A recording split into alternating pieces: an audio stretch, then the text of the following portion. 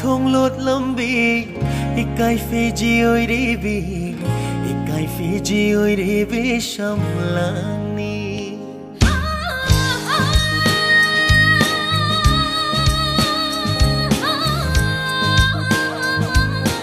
nung shimai thong lot lambi ikai Fiji oi rebi ikai Fiji oi rebi shamlani khonga chege ngashiri ikhutsina yengjage thamoi sina penba makai khonga chege ngashiri ikhutsina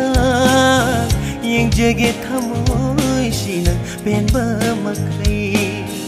simai thong lot lambi ikai Fiji oi rebi ikai Fiji oi rebi samlani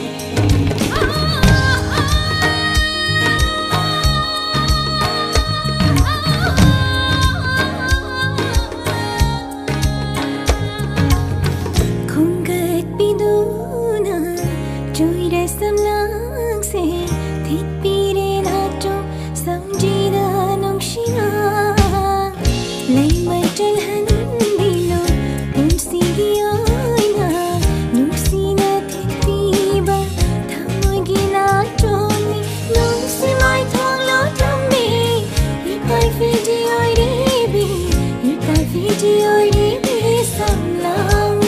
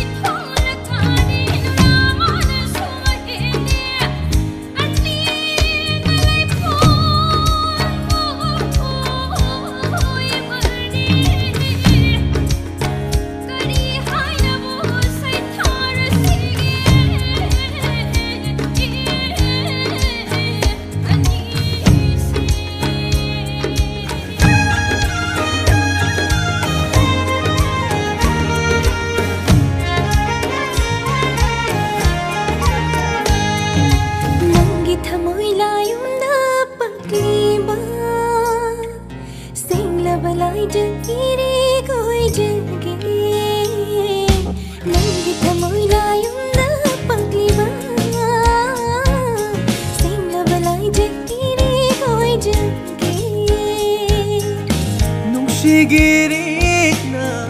ijeloi duna cheli bani aige thamoi layumda nung sigirikna ijeloi duna cheli bani aige thamoi layumda thamoi anina amata oinaba aige thamoi layumda pagliba singla balai jairi oi biu aigi thamoi layumda pagliba singla balai jairi oi biu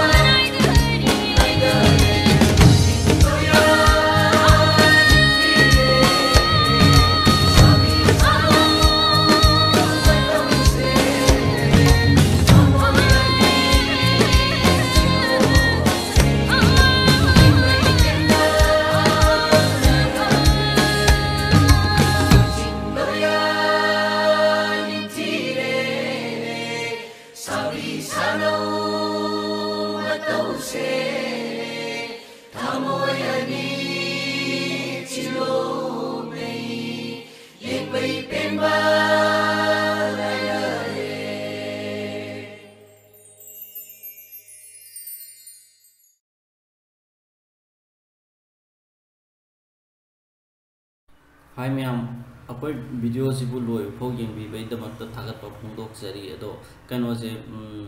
mamangi Sunday da aina upload tawgiba video duda comment pibirakpasingi maraktagi comment da like khwaidagi yamna phangbase net yumnam netra na tare ado yumnam netra se akwai WhatsApp number sida dongi pau phawbiro ba aduka mamang na ina t-shirt ama keep tawgani ado netra na phawre no net kano netra na winner oira ta juna netra na ai kano tuda WhatsApp number da message sama thabiro aduka adom da khoina token ama pijarakane ba token jiga loina na number kano WhatsApp number ga pijarakane adu WhatsApp number da pau phawbiro furit ki print tawbam dune adugi pau phau number duna adoido token no tharo aduga mafam amasung noi deliver tawbam da noi hainaro kaigino da yam lap poi ta di mana deliver tawdo lockdown manung jo oibnina kitang khulong cha da leibnina sim pam da lao hainar pe yai ba ado nak na leina ta de dum deliver taw kani adona hoski token do pa ka na kano do pau phau biro do adongi furit to lo biro ado kana gum singna ngasigi painting hai tare ngasigi han bi yekhido pun pubi nupi do adugi print do da furit pamba lai ta ga di comment to biramo ado adom no to birami ba comment do na mathangi Sunday la iba next Sunday se sijigi kana pung ama ta ba matam da adom no pirami ba comment do na like khwai digi yamna phangbo oi ta ga di adom gi jigi furit to ma print do kan da adom mo phangbi kani ado kana ba yawi ning ba sing na comment to biramo like yaman biro aduga adugi furit to song lobiyo aduga si furit sing je print ama di hana namoi ha ba di na te sigi je kano netra ngasi phangib se mathangi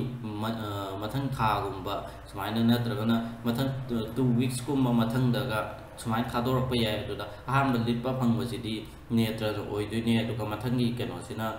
huski pun bubi duna mathangi winner duna oidune adu yobini ba leita di pau phobi ramo adu myam khoi video se bo loi phau yung bi be nong ta kan na thagat phom dok sari adu myam ngasi di matang sai kaina na ba ya thangni jege aduga mamang da yekhiba painting ani duna mamang gi episode hai tar ai ni auda bane winner di oraga moi ani ye auda